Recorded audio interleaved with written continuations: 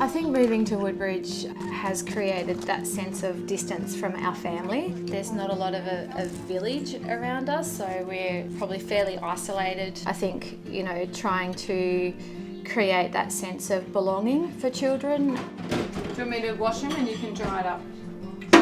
Yeah? Yep. Having that belonging allows children to be themselves. I really love the idea of BU. I really love what it represents in encouraging children to belong and to be accepted into communities. Angus, he's pedalling so fast, his feet are coming off the pedals.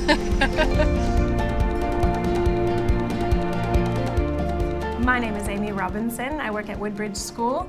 I'm an advanced skills teacher here, and my job is to work on the well-being of the school. So well-being is feeling safe, comfortable, and happy. It's really important for them to understand that it changes over time. They may be feeling really good one moment, but then the next moment they're not.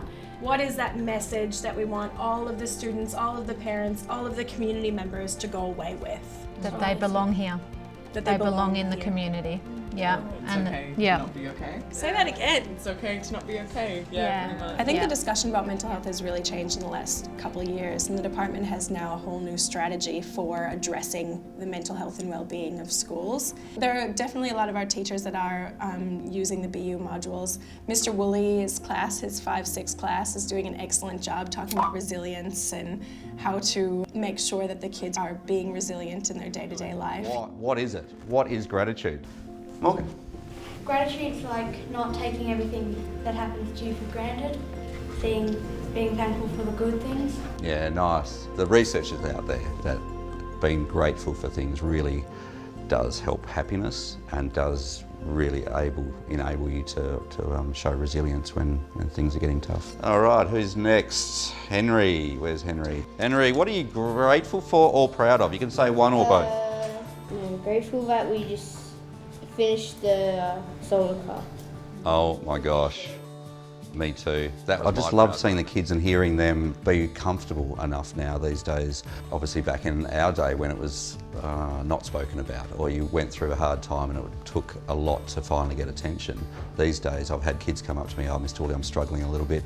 Can you organise a school counsellor to come in and have a chat with me? Or they feel comfortable to have those discussions out and quite openly. So yeah, it's been really positive. Well, I usually play with my pets and stuff, or just read a book. Pet therapy, that's a nice thing to do. The good thing about the BU framework is it allows you to really, it's not overwhelming. You don't have to come in and look at it and go, oh, I don't know where to start. It's really obvious where you can start. It's really obvious that you can pick what you need at that time and then looking at enabling in that, and embedding that in the classroom.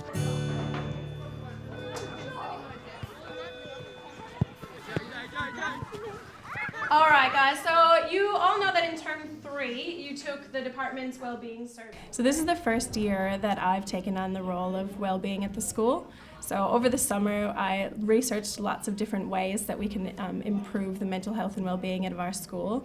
And we decided to start with just a survey. It'd be really fantastic to get a little bit of feedback from every one of you. The students really were interested to look at all of the results, but one of them that they were really interested about was the difference between sadness levels between girls and boys. Why do you think that might be? Oh, I think it's probably because we're almost conditioned, I guess. It lingers on from that in our modern society that men, it's not something that you do talk about your emotions if you're male. If we were more open about it, would there be more boys saying that they were sad? I think so, yeah. I think people would be more comfortable thinking about it and more comfortable considering it, because I think as it is, it's not so much that we feel, or the people in the survey felt uncomfortable talking about it, it's that they never considered it and never really, and I think that's because they're not supposed to. Yeah. I think the BU modules for me, it's really one of those one-stop shop, so you can go in and you can research anything that you're looking for and then take bits and pieces from it, and it's just ready to go for you to use as an educator.